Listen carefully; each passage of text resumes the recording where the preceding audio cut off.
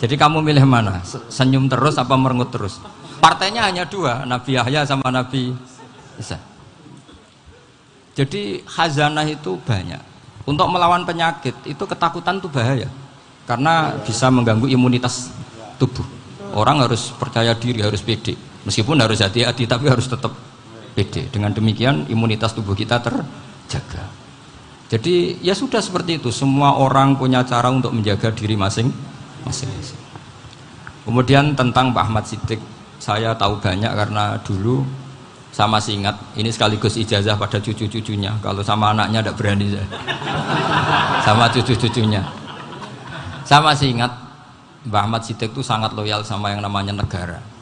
Kita tahu beliau adalah termasuk orang yang bintang ketika Muktamar Situbondo, ketika NU pertama kali nerima asas tunggal, yaitu Pancasila. Kayak apa ulama-ulama kita, ya mulai Mbah Ahmad Siddiq, Mbah Ali Maksum, Gus Dur, Mbah As'ad, semuanya lah, termasuk Mbah Mun, semuanya loyal sama negara, sehingga NU menerima asas tunggal.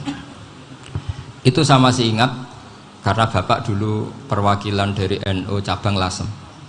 Beliau pernah ngundang Mbah Ahmad Siddiq di sini, zaman itu zaman Pak Dzufar, ikut ngundang ke sini bapak saya. Itu saya menangi beliau ngisi pengajian di hallnya buyut saya, Mbah Umar bin Arabi. Jadi saya ini zuriyahnya Mbah Umar bin Arabi, sama dengan keluarganya Ki Hamid Pasuruan.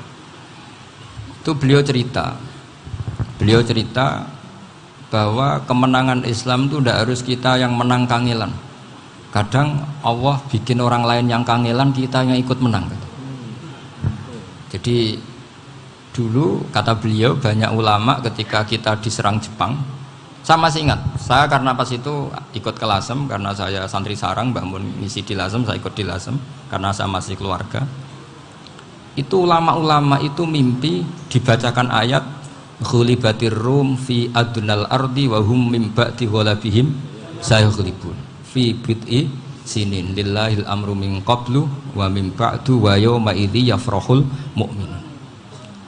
Itu dulu itu ada pertarungan besar antara kerajaan Romawi dan kerajaan Persia. Kita tahu Romawi itu Nasrani. Saya ulang lagi, Nasrani. Nasrani itu percaya adanya Allah, adanya Tuhan, dan percaya adanya kitab samawi. Sementara musuhnya itu Persia, orang yang tidak bertuhan, tidak berdasar kitab samawi. Ketika Persia mengalahkan Romawi, itu orang Islam ikut susah, karena terus dibully sama orang-orang kafir Mekah. Orang kafir Mekah adalah orang yang tidak punya kitab samawi. Katanya orang kafir Mekah, iku lo balamu, jute duwe kitab, jarene di hubungan mbek langit, nyatane perang keok. Paling kon yo podo. Jadi ada analogi bahwa kalahnya orang Nasrani itu dianggap simbol kekalahan orang yang bertautan atau berhubungan dengan langit. Akhirnya orang Islam susah. Saking susahnya orang Islam sampai Abu Bakar itu tanya, ya Rasulullah, lalu orang Romawi menang itu kapan? Terus ada surat turun fi bid'i sinin, ya kira-kira 3. Abu Bakar pas itu belum alim-alim amat, jadi ngartikan 3 itu ya 3 betul, sehingga beliau masyhur itu cara Jawa totoan itu kimar. Pokoknya nanti Romawi pasti menang 3 tahun lagi. Akhirnya ketika datang itu taruhannya dengan 10 unta. Datang ke Rasulullah, Nabi menjelaskan, loh ndak, bid'u itu mabena salas ilatis itu 3-9, kamu jangan bilang 3. Ya sudah, taruhannya ditambah sampai 100 unta. Tapi pembuktiannya enggak 3 tahun, tapi nunggu 9 tahun. Sampean jangan tanya, berarti dulu pernah taruhan halal. Zaman sebelum ngaji saya, sampean sudah sering taruhan, jadi jangan nyalahkan saya. Nanti itu ada ilmunya, namanya nasah mansukh. Dan taruhannya Abu Bakar tidak kayak sampean. Taruhan yang sangat-sangat demi Islam, bukan demi hadun nafsi. Betul. Ketika tahun ke-7 orang Islam itu menang. Gila ya, tahun 9 itu umat Islam menang. Menangnya umat Islam mengalahkan musyrik Mekah itu di Badar. Romawi mengalahkan Persia. Gara-gara Romawi mengalahkan Persia itu cara berpikir orang tuh rubah. Ternyata langit itu ada, kekuatan langit itu ada. Sehingga meskipun akhirnya orang Kristen bilang ada Trinitas, terus mereka keliru dalam mengartikan Isa, tapi ada sekian nabi yang mereka sebut dan mereka hormati. Ada sekian kesamaan. Sehingga dalam Islam, saya ulang lagi, dalam Islam, andai kan disuruh milih orang komunis sama orang Nasrani, Islam tentu sama-sama kerjasama, milih sama yang Nasrani, karena ini ahli kitab, kerjasama loh, bukan milih menjadi Nasrani. Nanti kalian salah paham, senangannya terus bully, itu semangatnya pasti hasut. Nah, terus lalu relevansinya dengan Indonesia gimana? Wa yauma idzi yafrahul mu'minun, ketika orang Romawi yang punya kitab samawi mengalahkan Persia yang tidak punya kitab samawi, itu orang Islam ikut bunga, ikut gembira. Itu semua kiai banyak yang mimpi seperti itu. Ini cerita Pak Ahmad Siddiq, saya dengarin ini.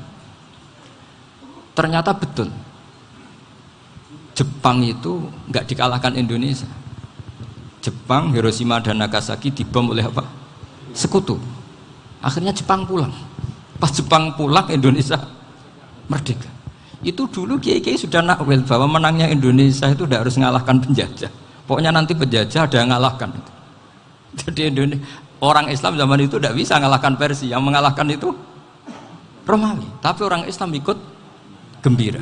Itu sebenarnya wa yauma idzi yafrahul mu'minun binasrillah. Jadi orang itu cara berpikir Quran itu beda. Sehingga saya ini cerita ke cucu-cucu Mbah Siddiq karena ya nasabnya sama sampai saya, karena sama-sama sampai Mbah Sambu. Bedanya keluarga saya lewat Mbah Abdul Azim, kalau yang keluarga sini lewat namanya Mbah Yusuf. Itu saudara sama Mbah Abdul Azim, sama-sama sampai Mbah Sambu. Tapi keinginan saya tentu bukan sekedar silaturahim gagah-gagahan diceluk Gus. Celuk Gus repot. Nak ora alim ra pantes. Nak beling ra pantes. Salam templek 1.000 jaluk swarga. Tuhan, kok mentalah yang 1.000 jaluk. Kamu nginep di hotel 100.000 itu tidak cukup, apalagi untuk bayar apa? Surga. Itu nggak sopan sekali. 1 juta ya nggak bisa itu. 100 juta juga nggak jelas juga. Terus sampai mendingan nggak usah salam template. Malah nggak mungkin masuk surga kalau.